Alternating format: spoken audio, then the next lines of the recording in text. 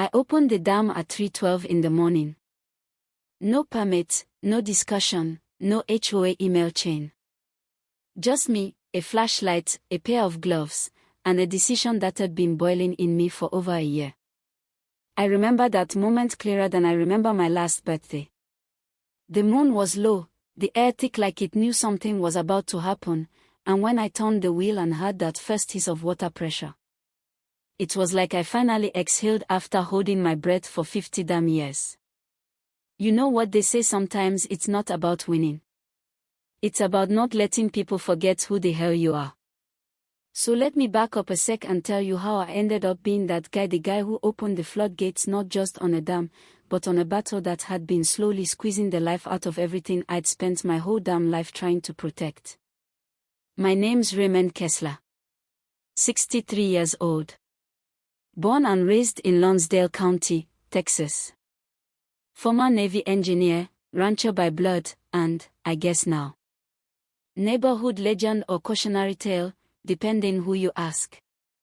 My family's owned the north corner of Marlow Lake since 1948. That dam. My dad and his brothers built it back when people did things with their own hands and didn't need to file a form every time they moved a rock. It was never meant to be flashy. Just a practical little barrier to hold back runoff, keep our cattle water clean, and feed the orchard my mom planted before she passed. Over time, that quiet lake became a magnet. Fancy houses started popping up all around. What used to be dirt trails became gated drives with stone lions out front. You know the type. We didn't sell. Not 1 acre. And I think that always irritated them, that we held out. That we didn't jump at their offers or play along with their vision for a curated lakefront experience. We just wanted to be left alone. But they couldn't stand that. It started subtle. Notices in the mail from the HOA: your shoreline vegetation exceeds regulation height. The fencing doesn't meet neighborhood standards. One time they claimed our hay bales were a fire hazard in January. Then came the real blow: they demolished our old footbridge. Said it wasn't up to code. Never mind, it had stood for 70 years and was nowhere near their jurisdiction. They didn't ask. Just brought in a backhoe and tore it down one morning while I was at the hardware store. That bridge. That's where my daughter Beth spread her mom's ashes. I came home to rubble and tire marks and a soggy little condolence card duct taped to the mailbox. I didn't yell. I didn't go knocking on doors. I just stood there. Still. Numb. Because it hit me all at once, this wasn't about weeds or fences or footbridges. This was about erasure. They didn't want to coexist. They wanted to overwrite us. The president of the HOA, Clarissa Gray, pictured a bottle of white wine wearing a silk scarf and a fake smile.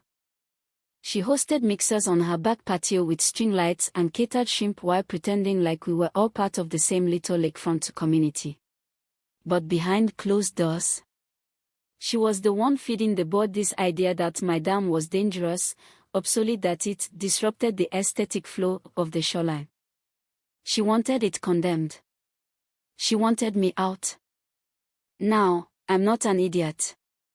I kept records. My dad had the original deed from 1948. County recognized. It gave our family full maintenance and flow control rights for the dam, legally binding, never revoked. But it turns out, people with money and lawyers don't always care what the paper says. They just try to outwit you. So I brought in Trent, old Navy buddy, lawyer by trade, scrapper by nature. We reviewed every document, every easement, every boundary survey. And we found something interesting. Clarissa and her little board had been using HOA funds to make payments to a company called Green Flow Solutions.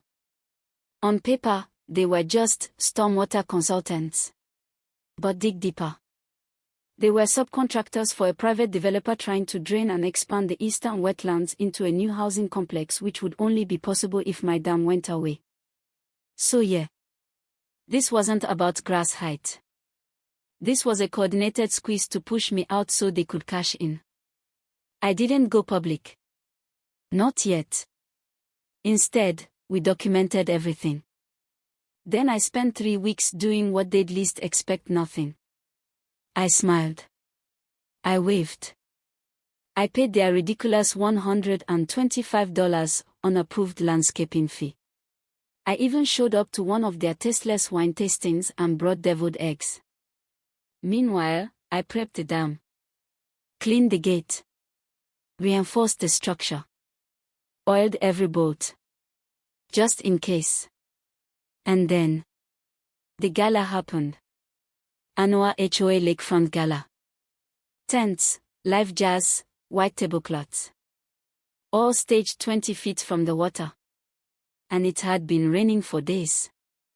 I mean heavy spring rain. Lake was near max. That night, I watched from my kitchen window. Champagne, music, laughter echoing across the water. And I thought to myself, they built all this on stolen soil, and now they think they own the flood. 3:12 a.m. I went down with a wrench and a flashlight and opened the valve. Not all the way. Just enough to drop the waterline 4 feet over 5 hours. Not enough to cause real damage, but enough to turn their pristine lawn into a swamp and flood out their precious Art Deco deck chairs. By sunrise, you'd think a hurricane had hit their party. They called the sheriff, the water board, the press. And I was ready for every single one. I handed over the deed, the inspection logs, the rainfall reports. They had nothing. Just soggy shrimp and soggier egos. But they didn't stop.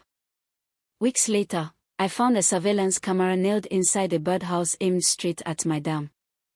They filed a report accusing me of unauthorized hydrological manipulation. Whatever the hell that means. That's when we went scorched earth. Trent turned over all our evidence: the shady contracts, the shell company payments, the drainage maps to the county and the feds. And guess what? We won the first. Turns out, Clarissa had done the same thing in another HOA 5 years earlier, forced out older property owners to make way for aesthetic redevelopment. Only this time, she picked the wrong ranch. The Department of the Interior launched an investigation. There was a hearing. It was packed. Clarissa came in like she still had control, like her pulse and fake tears would win over the room. But when they played a secret audio recording her voice saying, "Once the dam's gone, we own the whole inlet," it was game over. They removed her from the board that afternoon.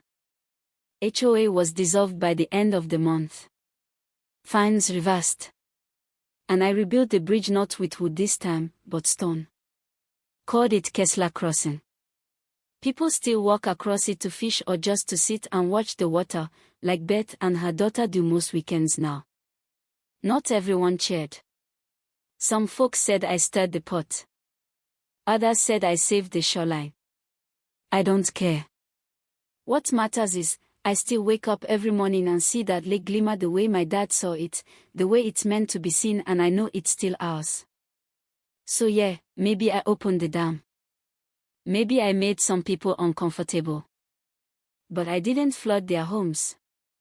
I flooded their illusion of ownership. And in a world where people think money buys history, sometimes you have to remind them not everything is for sale. Now you tell me. What would you have done? Would you have folded? Or would you have made damn sure they remembered whose land they were standing on? Leave your thoughts in the comments.